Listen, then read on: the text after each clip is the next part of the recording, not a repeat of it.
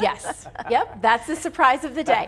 So here's the thing. We're going to take control of our own money, but we also do need to be realistic about the situation. It is going to cost more. So the Nonpartisan Tax Foundation says the new tariffs President Trump announced Wednesday will cost the average American household $2,100 a year. New this morning, the head of the Consumer Technology Association is sounding the alarm about those higher costs we're about to pay. This is one of the most important days, in my opinion, in American history. It's our declaration of economic independence. Reaction to President Trump's latest tariffs is rolling in. The Trump tariffs Wednesday were devastating, not only for technology companies, but for consumers of technology, especially people that don't have a lot of money. They'll be shut out of the marketplace. Gary Shapiro is the CEO of the Consumer Technology Association. We first met him when we covered CES in Las Vegas. His group puts on that massive event every year and represents 1,300 consumer technology companies. I don't know anyone that supports this among our membership. The tariffs are steep and wide-ranging. What are some of the first impacts consumers are actually going to see? Well, right now they're buying everything as of this week, since they've been announced. Consumers are buying everything online and off the shelves that they think they're going to be taxed on. So we're going to have this tremendous spurt for a couple of days while the inventory is used up. The phones, the washing machines, the dishwashers. What actually happens to those prices, or do we just not even have them available? Oh, they'll be available. I think everything will be available for a price.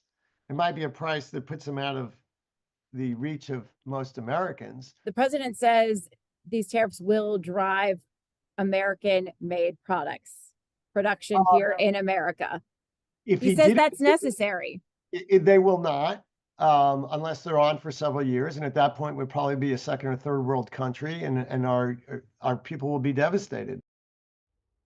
So here are 3 things you can do to make your own money work as we are facing higher prices. First, if you haven't made your budget, do it now. Write down all the money that comes in, all the money that goes out, to see exactly where it's going. That's going to give you a really good idea of what you need to do for your own monthly budget. Second, cut costs where you can. There is a good chance that you have a few subscriptions you don't need or never use. Cancel them and save yourself some money every single month. And third, if you are buying electronics, consider certified refurbished. That's going to be a lower cost anyway, and then sidestep some of those tariffs because they're already here in the country. We're not going to have to pay for that extra cost.